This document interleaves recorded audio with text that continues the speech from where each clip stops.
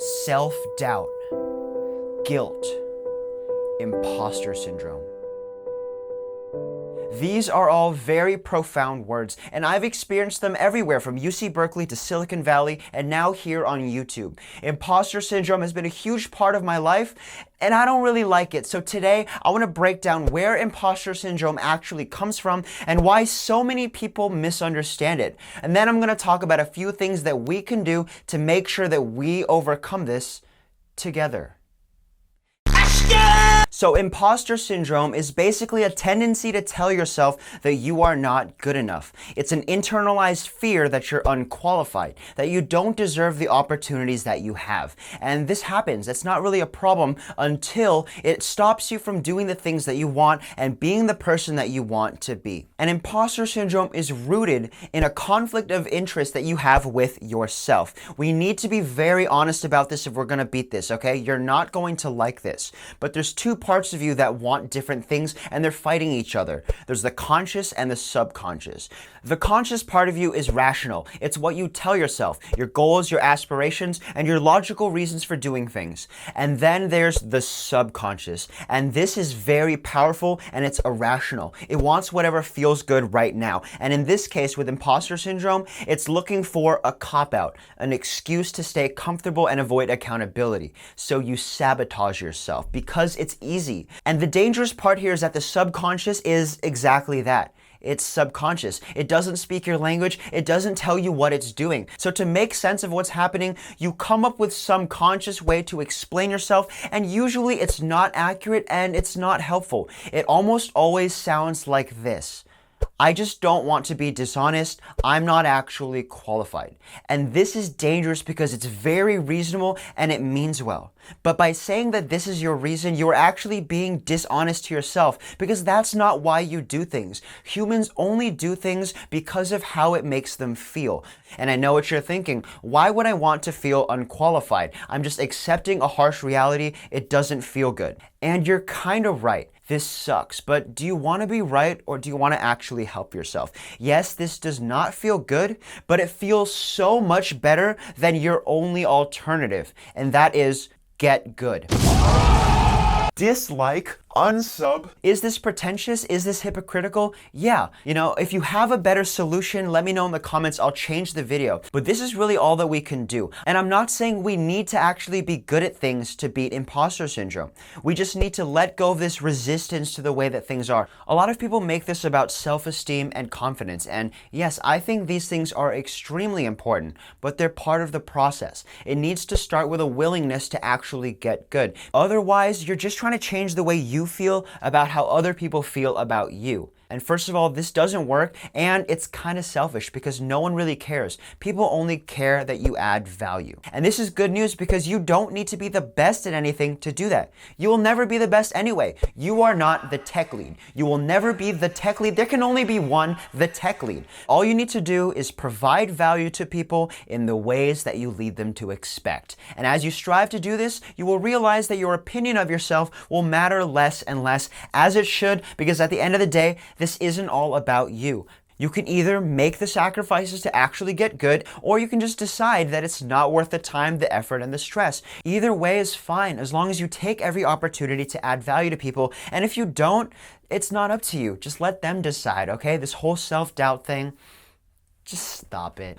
Oh, cool. Okay, get good, first step. We're on the same page. That's fine. So while we're failing at that, there's actually 3 other things you can do. Number 1 is to get a standing desk. You can mask any lack of skill by having an authoritative stature. Look at me, for example, right? You've never seen my code, you've never seen me work, but why are you on my YouTube channel looking for my advice? It's pretty simple. I have a standing desk in my fucking bedroom. This desk that I have here, it's from FlexiSpot. FlexiSpot saw that I had a back injury and that I made a video on posture, so they sent me this desk and I absolutely love it. I think it's functionally very good. I got 3 preset heights, customized size and color, a fast motor, an alarm. I can show it lifting me in my videos. I move apartments every 4 months. And I still have this heavy ass desk. How can you say that I'm unqualified? Who has time for imposter syndrome?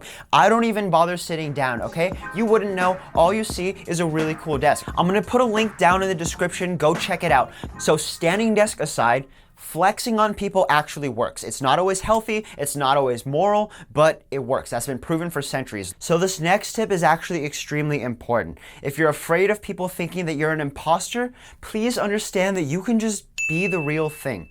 Easier said than done, but there's no mystery to it. There's no ambiguity. You're kind of wasting your time being an aspiring anything. If you're an aspiring software engineer, you can just look at a real software engineer and just talk the same way, think the same way, write the same quality code, put in the same hours. You're a software engineer. This mindset really helped me get my YouTube channel started, because for years I would tell myself I want a channel, but I'm not a YouTuber. And then I realized that you could just be a YouTuber.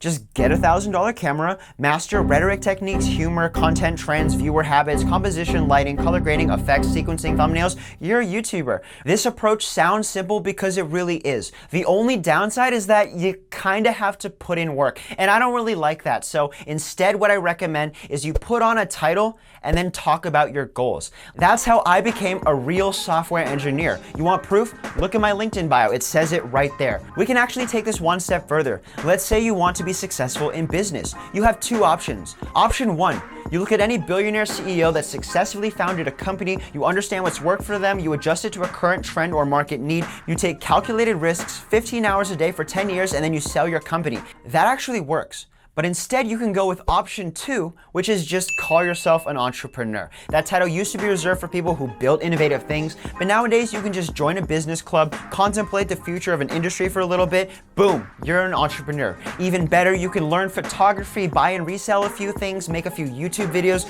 You are now a serial entrepreneur.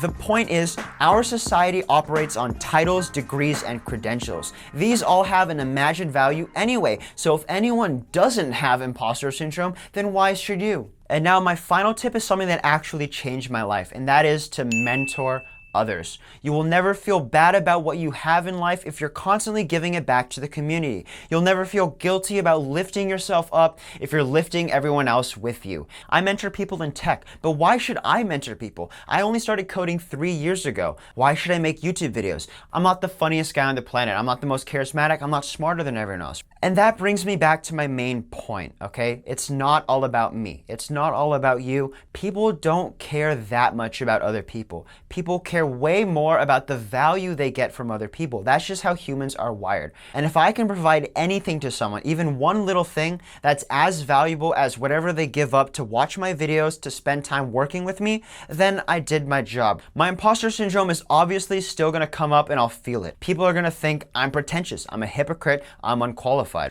But if I can do anything that inspires one person or gives someone an idea that helps them in their career, helps them get a job, helps them do something that they're proud of, or even just make someone laugh, then it's all worth it to me. And I think that if we all apply this kind of mindset towards things, imposter syndrome doesn't stand a chance. On the other hand, you can also just be a life coach, right? Look at Ty Lopez, Dan Lope, Kevin David, Mike Vestal. People are getting wildly successful by telling other people how to be successful. And that is a very valid strategy. Thank you again for watching. If you found this video helpful and you want to see more, make sure you hit that big red box down below. It says subscribe, and then tap the notification bell so that you'll know whenever I post a video. Please feel free to share this with your friends so we can help out as many people as possible and so that I can start getting paid. Thank you for watching, and I'll see you in the next video.